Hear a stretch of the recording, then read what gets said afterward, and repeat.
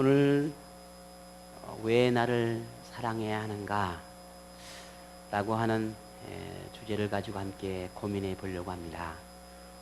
2017년 이제 마지막 달을 우리가 맞이하면서 지금까지 왜라고 하는 이 질문을 통해서 갖가지의 하나님의 진리에서부터 시작해서 또 우리의 삶의 환경까지 오늘까지 31번의 시간들을 가지고 왜라고 하는 질문을 던지며 말씀을 생각해 보았습니다. 2017년 마지막 왜라고 하는 질문을 오늘 마지막 좀 던지면서 어떤 질문을 던지며 하나님의 원하시는 삶을 살 수 있을까라고 하는 고민을 하면서 왜 나를 사랑해야 할까? 요즘 우리 자신을 자기 애라고 말하는 게 아니라 자기 애적 사랑이 아니라 반대로 자기를 너무 지나치게 과소평가하거나 혹은 자기 자신을 너무 지나치리만큼 마음으로나 생각으로나 우리 삶에 학대되어지는 그런 모습을 보게 됩니다. 그런 삶을 보면서 우리가 자신을 좀 더 아끼고 자신도 소중히 여길 수 있는 그런 모습이 필요하지 않을까라는 그런 고민을 하게 되었습니다. 오늘 우리 크리스찬들은 더더욱 그렇습니다. 예수님을 영접한 이후 그리스도인의 삶을 살아갈 때는 선하고 아름다운 삶의 변화가 늘 우리에게 일어납니다. 하지만 이러한 변화의 삶 속에서 피할 수 없는 것이 있습니다.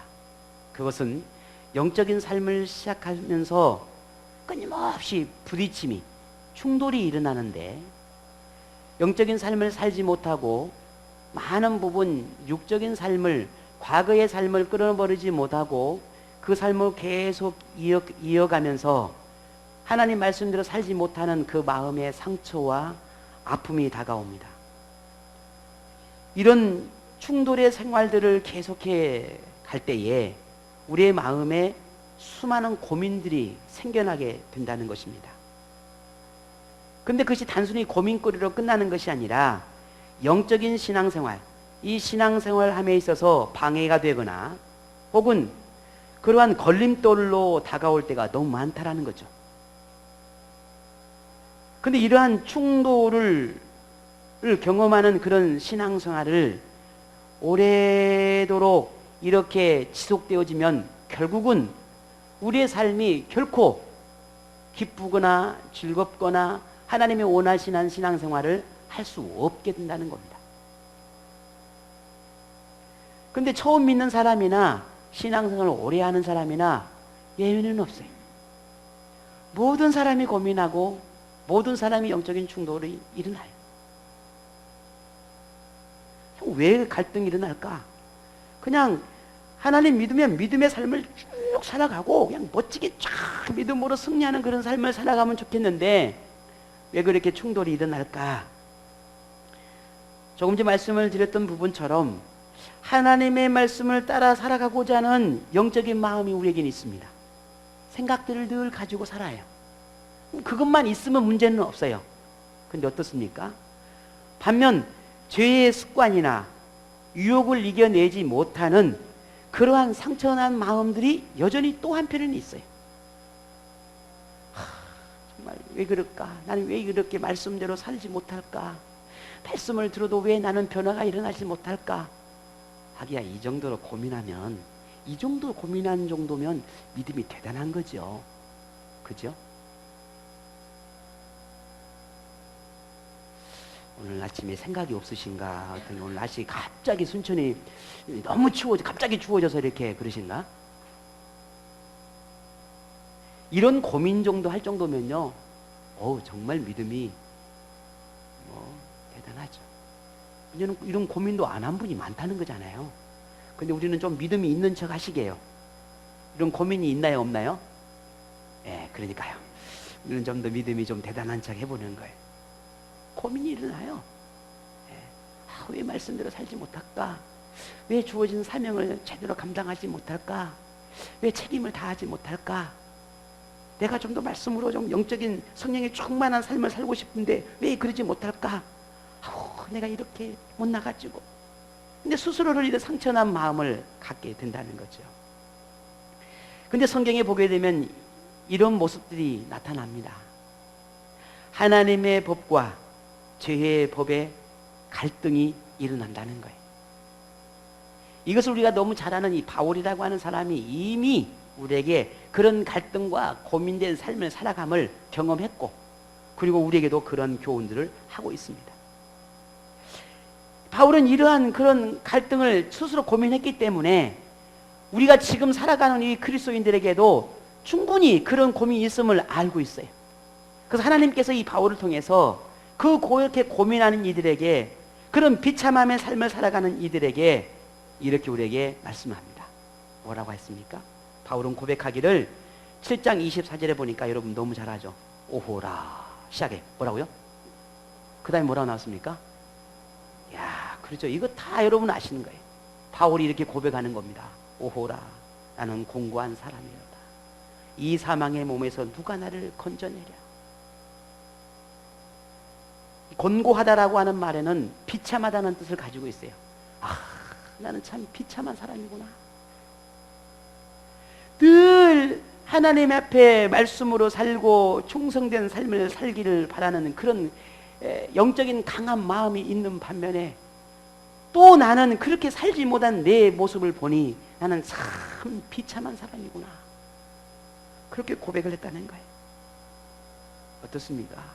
우리도 매일 두 마음으로 고민하지 않습니까? 하나님의 법에 순종하며 살고 싶어 하지만은 반면 순종하지 못할 때, 실패할 때 괴로워하고 무거운 마음을 갖게 됩니다. 그런 자신의 연약함을 보면서 우리는 우울해하죠. 그리고 부끄럽게 생각합니다. 이로 인해 어떤 사람은요, 자신이 범한 그런 실수나 죄에 대해서 아예 생각하지 않으려고 하는 사람이 있어요. 뭐라고요? 그럴 수 있는 거야. 항상 자기 위로를 삼는 거야. 나는 그럴 수 있어. 뭐 그 정도야 뭐 왜? 뭐가 문제인데? 또 어떤 사람은 어떻습니까? 아예 하나님을 가까이 하지 않아요. 이제 숨어버리는 거죠. 왜? 내 모습이 드러날까 봐. 그러면 그렇게 하나님으로부터 벗어나 숨으려 하면은 그 모든 감정이 다 치료가 될까요? 그 부끄러움들이 다 벗어날 수 있을까요? 그럼 창세기로 한번 가볼까요?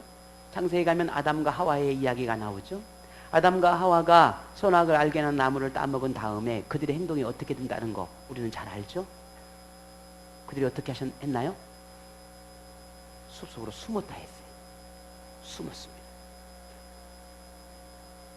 하나님이 말씀하시는 선악을 알게 나무는 먹지 말라 했는데 먹고 나니까 부끄러워졌어요. 자신이 하나님 말씀에 순종하지 못한 것에 대한 부끄러움, 어쩌면 죄책감이 들는지도 모르죠. 어쩌면 하나님 앞에 너무 얼굴을 둘 수 없었어요. 숨었습니다. 숨으면 하나님이 그들을 용서하고 또 자신의 마음에 그런 죄된 마음들을, 그런 모든 마음들을 감출 수 있었겠습니까? 아니에요. 그럴 수 없어요. 하나님을 피했다고 해서 그렇지 않습니다. 하나님은 물론이지만 가능하면 어떻게요? 어떤 사람들은요, 자신의 그런 부끄러운 모습들을 알고 있는 사람들과 피해버립니다. 그들로 만나지 않으려고요. 피하려고요. 그렇게라도 자신의 수치를 감추려고 싶어 합니다. 그러면 자유로워집니까? 도망치고 숨어버리고 그렇게 하면 자유로워질까요? 하나님을 피해서 도망치니 나는 이제 자유로워졌어. 사람의 시선을 피해버렸으니, 숨어버렸으니 내 상처난 영혼이 이제 회복되었어. 그렇게 말할 수 있습니까? 아닙니다. 오히려 그러면 그럴수록 우리는 수치심은 더 커져만 가고 패배의식으로 우리의 마음과 영혼은 더욱더 병들어가게 되는 것입니다. 하나님 말씀에 순종하지 못했다라고 하는 이런 실패감들, 죄의 유혹으로 이겨내지 못했다라고 하는 수치심들, 죄를 끊어버리지 못하고 계속해서 반복되어가는 자신의 죄악의 모습을 보며 느끼는 죄책감들,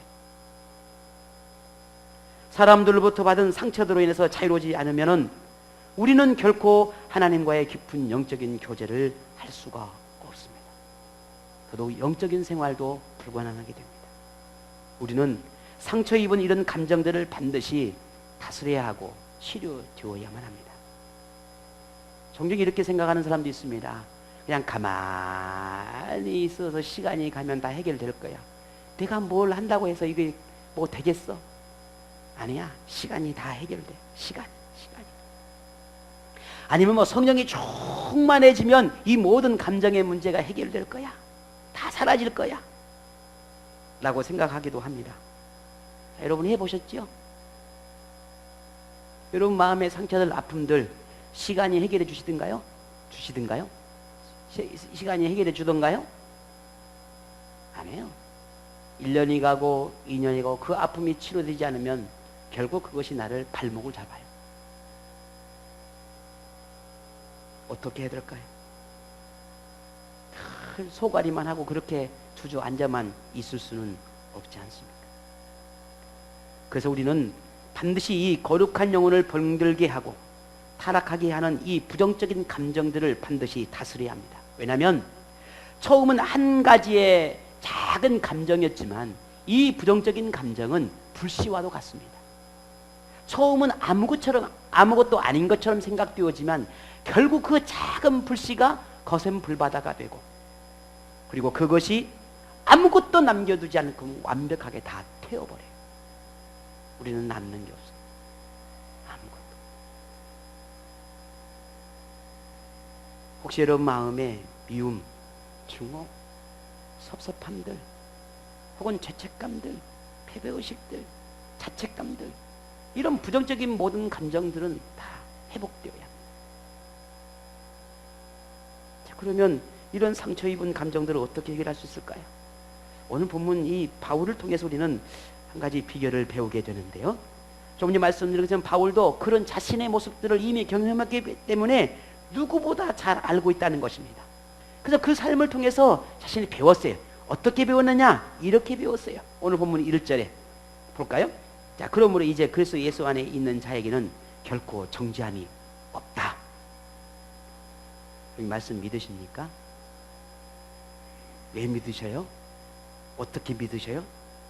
예수 안에 있는 사람에게는 정죄함이 없다, 단죄하지 않는다 라고 정의를 내렸어요. 예수 안에 있는 사람은 단죄하지 않는다. 그런데 우리의 이 상한 감정은 늘 우리에게 뭐라고 말하는지 아십니까? 너는 용서받을 수가 없어. 너는 완전히 구제불능이야.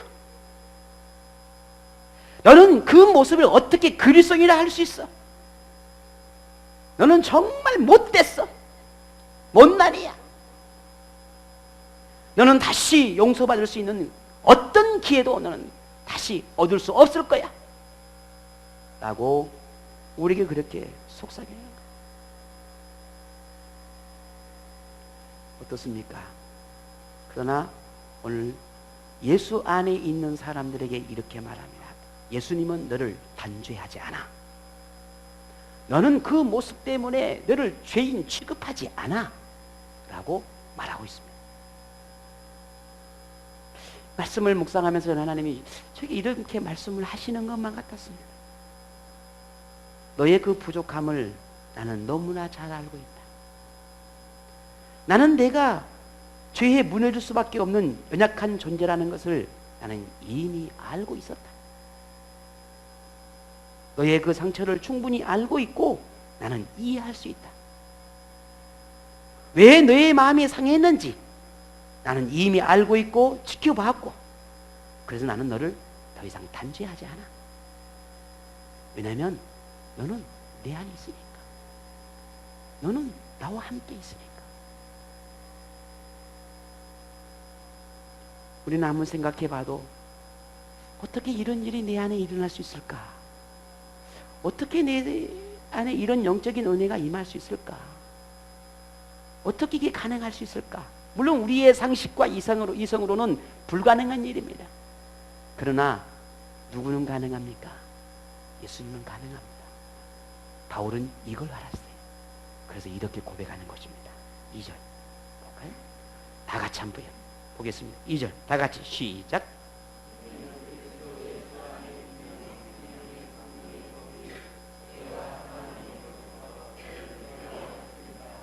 아멘.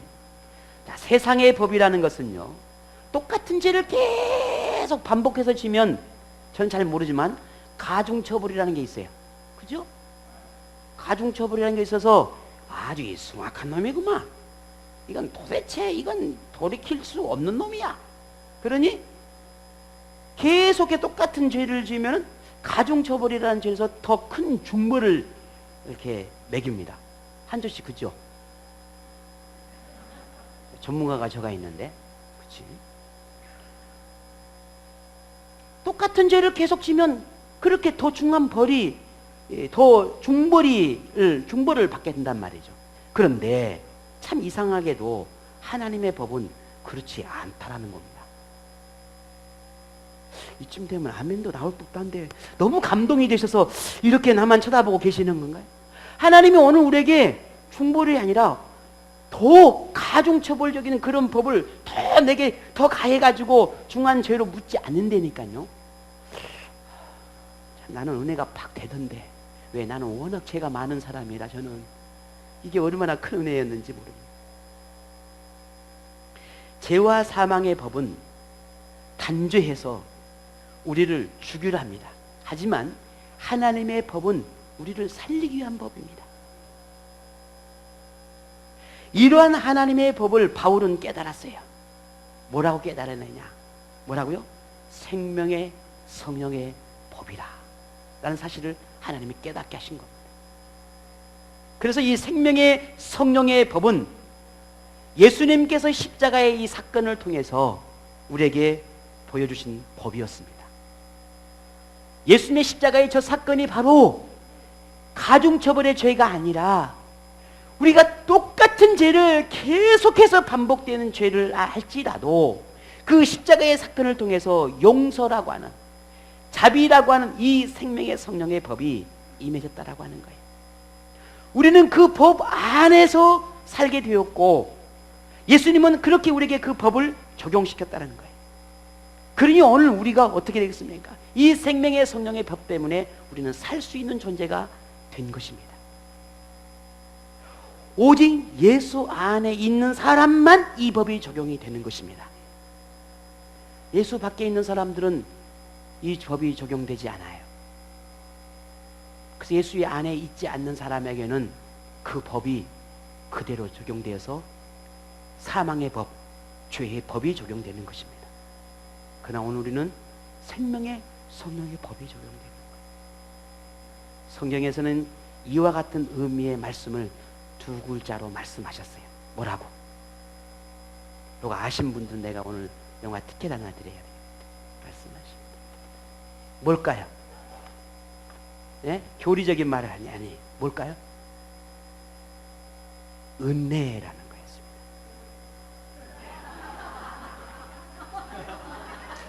진짜 준다니까요. 진짜 준다니까 가짜가 아니라. 아 그랬어요? 아 그랬어요? 아 나 못 들었어요. 나한테 듣게 말해. 누가요? 누구였어요? 지영씨 나오세요.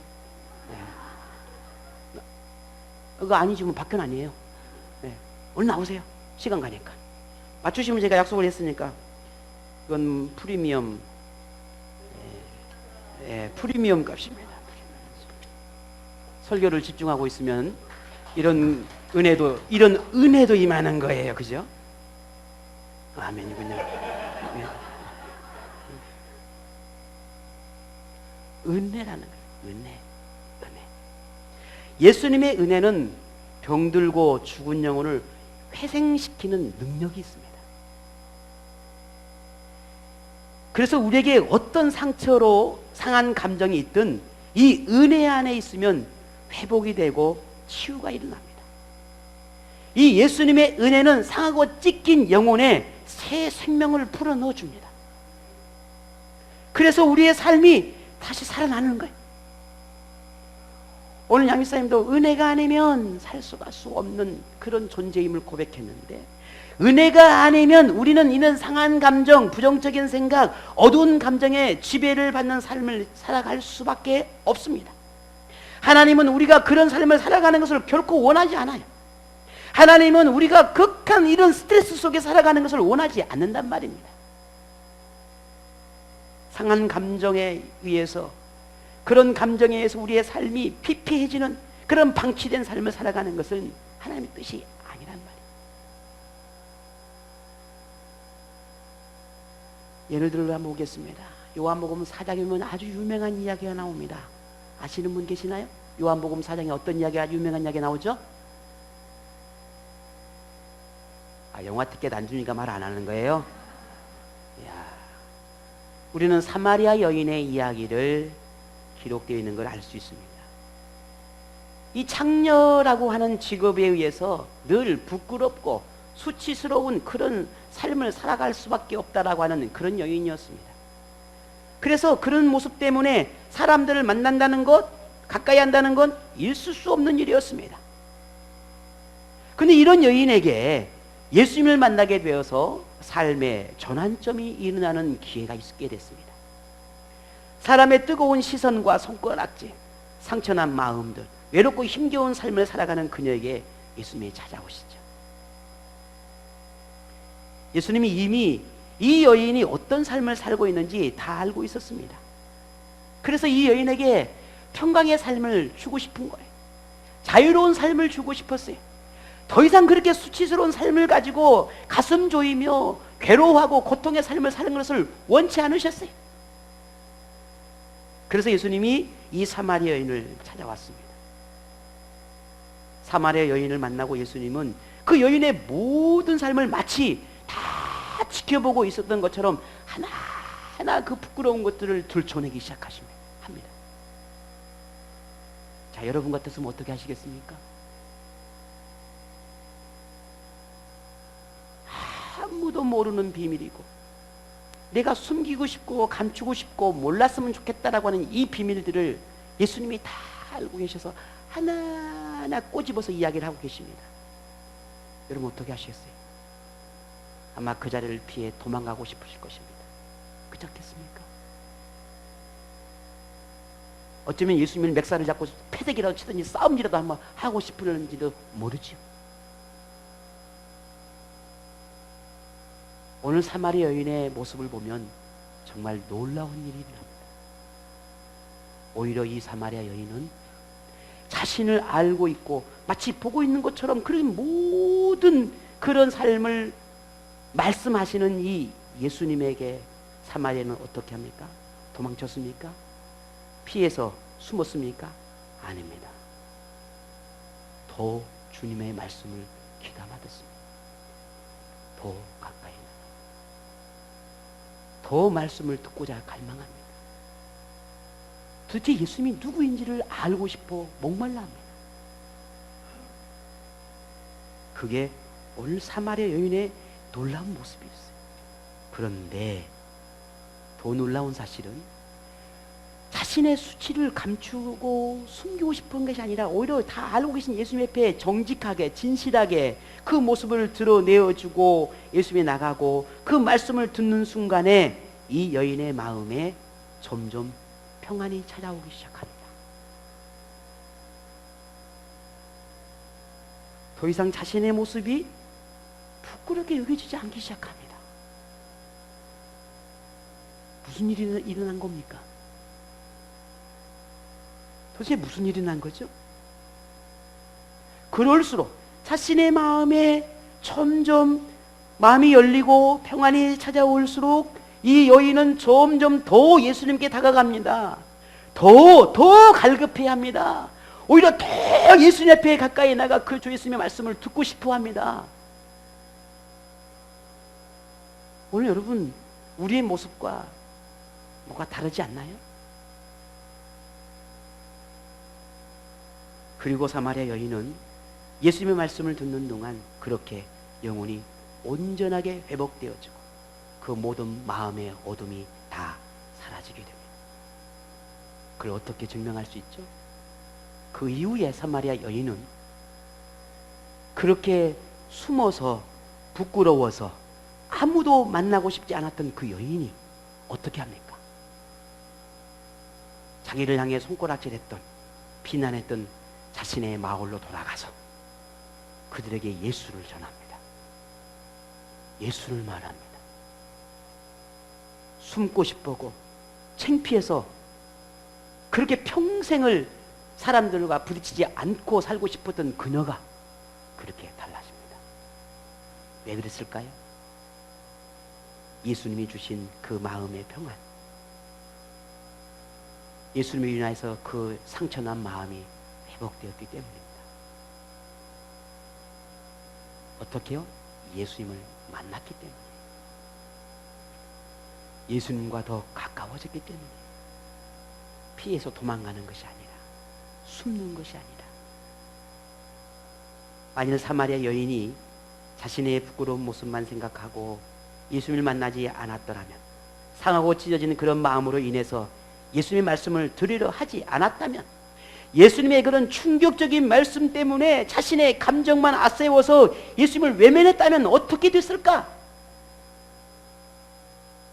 그 여인의 삶이 그렇게 생동감 있는 삶으로 바뀔 수 있었을까?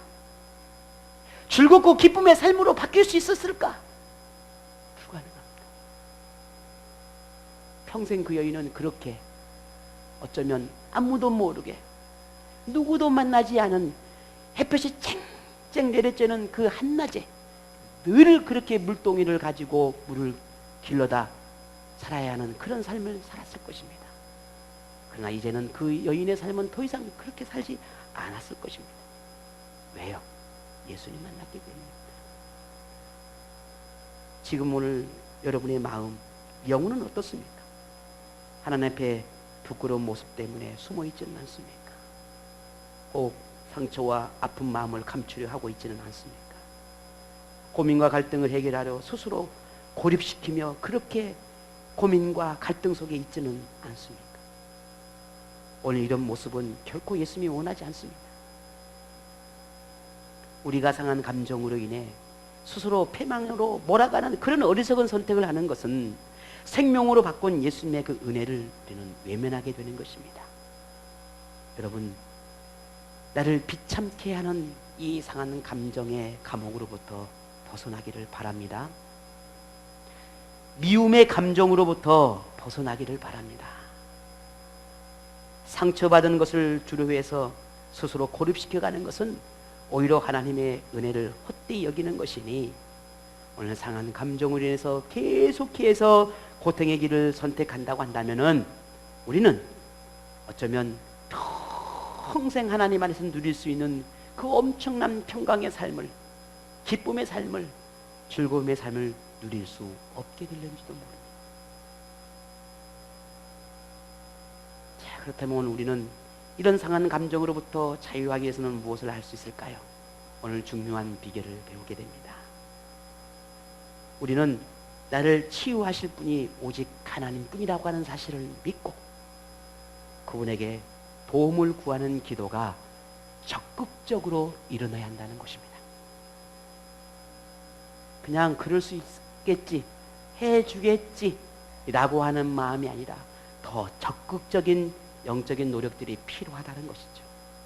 치료하시는 하나님의 임재가 내 상한 감정 가운데, 내 상한 삶 가운데, 내 피폐한 모든 삶 가운데 임재하기를 간절히 구할 수 있어야 하겠습니다. 어둠을 몰아내기 위해서는 뭐가 필요합니까? 빛이 필요합니다. 그렇지 않습니까? 우리의 마음에 은혜의 빛이 들어올 때만이 어둠은 사라지게 되어 있는 것입니다. 그러니 오늘 저와 여러분의 마음에 은혜의 빛이, 성령의 빛이 들어올 수 있도록 우리의 마음을 열어야 합니다. 닫힌 빗장을 여셔야 합니다.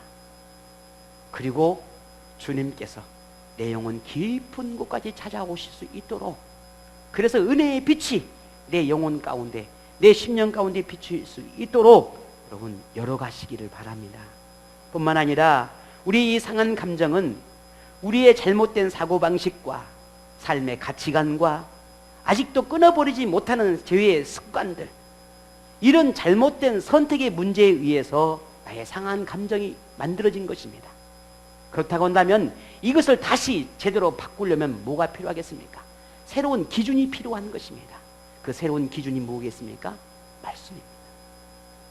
말씀을 계속해서 묵상하고 말씀을 통해서 지혜를 얻고 말씀을 통해서 삶의 방법을 찾아간다면 우리는 내가 새롭게 만들어가야 할 가치관과 내가 새롭게 다시 세워야 할 삶의 기준이 말씀을 통해서 새로워지니 우리는 내 안에 다시 새로운 세계가 만들어지게 되는 것입니다. 그것이 곧 우리는 회복의 길이요 치유의 길이라고 하는 사실을 우리는 기억하게 하겠습니다. 그동안 세상의 속삭임에 속아서 우리가 너무 많은 힘들고 아프고 괴로운 삶을 살았습니다. 세상의 사람들의 속삭임 속에 내가 너무 귀를 기울였습니다. 삶의 환경에서 부딪히는 수많은 그런 유혹에 내가 너무 많은 걸 심취했습니다. 결국 우리는 그 잘못된 선택에 의해서 내가 고통당했고 내가 괴로웠고 내가 그 즐거움을 누릴 수 있는 모든 것들을 포기할 수밖에 없었습니다. 하지만 이제는 더 이상 우리의 삶을 그런 삶을 살 수가 없습니다.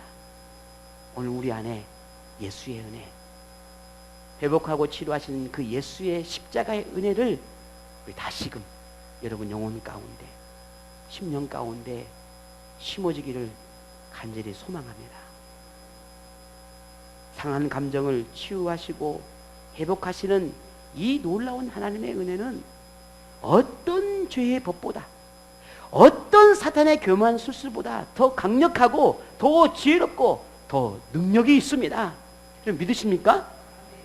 이 은혜, 이 능력, 하나님의 이 놀라운 사랑의 풍성한 은혜를 우리 가슴에 품어야 되지 않겠냐는 거예요. 하나님은 그런 오늘 우리의 모든 죄와 실수를 다 알지만 그 모든 것을 덮어버리고 그 모든 것을 용서해버리고 그 모든 것을 단죄하지 않을 만큼의 위대한 분이십니다. 이건 제 말이 아니죠. 로마서 10장 11절에 이렇게 분명히 우리에게 말씀해 주셨습니다.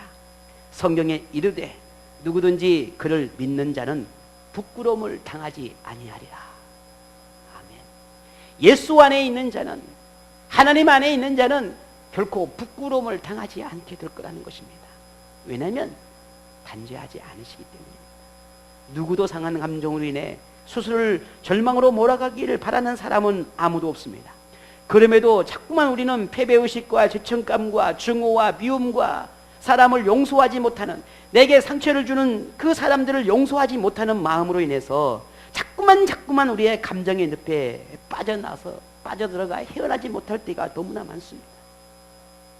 감정은 사람이 가진 최고의 선물이지만 이 감정이 하나님의 은혜라고 하는 도구로 다스려지지 않으면 결국 그 감정은 우리를 패망케 하는 도구가 될 수가 있습니다. 만일 상한 감정으로 인해 힘든 싸움을 하고 있다면 그 상한 마음을 예수님을 만나는 축복의 장소로 바꾸시기를 바랍니다. 무슨 말이냐고요? 상한 감정 때문에 하나님을 버리고 세상으로 갈 수도 있지만 반대로 그 상한 감정 때문에 오히려 내 인생이 바뀔 수도 있습니다. 그 상한 감정 때문에 내가 세상을 등질 수도 있지만, 미움과 증오, 원수 맺음의 삶을 살아갈 수도 있지만, 오히려 그 상한 감정 때문에 더 은혜의 삶을 살 수도 있습니다. 그래서 이 상한 감정을 내가 다스리게 되면 나는 패망의 길을 가지만 주님이 다스리면 나는 축복의 길을 갈 수가 있습니다. 오늘 저와 여러분, 이 상한 감정이 있다 해서 나 자신을 자학하지 마시고 오히려 그 상한 감정을 축복의 장소로 바꾸시기를 바랍니다. 상한 감정을 예수님께 드리는 순간 축복이 됩니다. 상한 감정으로 인해서 예수님을 더 찾게 되고 갈급해하는 영적인 갈급함이 더 생기게 되니 이게 축복이 아니겠습니까? 그래서 우리는요, 신앙의 삶을 살아가면서 너무 편안한 삶만을 하나님께 구하는 것은 그냥 어리석은 사람이에요. 그래서 가끔은 이런 기도도 필요해요. 하나님, 저에게 감당할 수 있을 만큼만 내게 적당한 은혜로, 그래서 하나님을 더 찾을 수 있는 기회로 내게 이 은혜로 임하게 하소서. 이런 기도가 필요할 때가 있습니다. 하나님의 감당할 수 있을 만큼의 은혜. 내가 이 상처와 아픔 혹은 내가 살아가는 숱한 모든 시련 감당할 수 있을 만큼만 내게 허락된다면 오히려 그것이 하나님 앞에 영적인 갈급함이 생기게 되고 오히려 상한 마음으로 인해서 용서를 배우게 되고 하나님의 사랑을 배우게 되고 아버지의 마음의 그 은혜의 위대함을 배우게 되니 이게 축복이 되는 것입니다. 그리고 누군가의 상처 때문에 아파하고 힘들어하는 그 사람들을 이해할 수 있게 된다고 하는 사실이죠. 그러니 어쩌면 우리는 이 상한 마음이 저주가 아니라 불행이 아니라 우리는 이걸 축복으로 바꿀 수 있는 그런 기회로 삼자는 것입니다. 그러므로 더 이상 여러분 상처난 우리 자신의 모습을 보면서 내가 헤어나지 못하는 내 모습을 보면서 자책하고 죄책감에 시달리는 내 모습을 보면서 미워하고 왜 그럴까 스스로 수렁에 빠지지 않기를 바랍니다. 상처 입은 우리 자신들을 오히려 사랑해 주시기를 바랍니다. 자, 따라하세요. 얼른 자기 이름에서 복시가 난 너를 사랑한다. 빨리 하세요. 다 복시가 그러면 안 되고요. 자기 이름을 넣으셔요. 빨리 하세요. 난 너를 사랑한다. 빨리 하세요. 네. 성의가 없어. 사랑할든가 말든가. 내가 나를 사랑해줘야 돼. 나는 어쩔 수 없이 그렇게 밖에 그런 존재예요. 그러나 예수님은 알고 계셔요. 그러니 내가 나를 미워하고 내가 나를 증오하고 내가 나를 그렇게 죄책감에 시달리고 살아가면 나는 하나님의 그 행복을 누릴 수가 없는 거예요. 그러니 주님도 나를 사랑하는데 그런 나를 사랑하는데 나는 왜 나를 가슴을 치냔 말이에요. 다시 나는 누구를 사랑한다. 빨리 하세요. 나는 복식이 너를 사랑한다. 네. 실수가 많다고 허물이 크다고 버리지 않으신 예수님이셨습니다. 그분이 우리를 얼마나 사랑하는지 모릅니다. 성경에 보면 예수님께서 하나님께서 우리를 이렇게 사랑한다 하셨어요. 어떻게? 우리를 보배롭고 존귀하게 사랑스러운 존재라고 말씀하고 있어요. 복시가 너는 하나님 앞에 보배롭고 존귀하고 사랑스러운 존재야. 다 같이 시작. 뭔 말이야? 또 뭘 까먹었군요. 너는 보배롭고 존귀하고 사랑스러운 존재야. 본인에게 빨리 말하라고요. 자기 자신에게. 그렇게 나는 하나님 앞에서 뿐만 아니라 나도 나를 그렇게 보배롭고 존귀하고 사랑받을 만한 그런 존재이라고 하는 사실을 우리가 내 스스로에게 그렇게 칭찬하고 살아야 돼. 그래야 나를 사랑해야 합니다. 예수님이 우리를 그토록 사랑하시니 나도 나 또한도 사랑할 수 있어야 하겠다는 것입니다. 회복하게 하시고 자유를 주시는 그 예수님의 은혜의 샘물에 오늘 저와 여러분 우리 모두가 몸과 영혼을 풍덩 담그셔서 우리의 삶이 릴렉스 되는 삶이 즐거움의 삶이 편안한 삶이 되시기를 주의 이름으로 축복합니다. 더 적극적으로 예수님을 찾아 만나십시오. 더 간절하게 예수님을 찾아 만나십시오. 그때 바로 그때 예수님의 은혜로 말미암아서 우리의 모든 상한 감정과 상처 입은 모든 마음으로부터 해방될 것입니다. 그리고 나면 하나님께서 허락하시는 우리의 인생이 얼마나 즐거운지 얼마나 행복한지 얼마나 기쁜지 우리는 깨닫게 될 것입니다. 그러므로 여러분 스스로 여러분 자신을 사랑하시길 바랍니다. 너무 가슴을 치면 가슴만 아파요. 그러니 항상 괜찮아. 하나님을 더 찾으면 되지. 괜찮아. 더 하나님을 의지하면 되지. 괜찮아.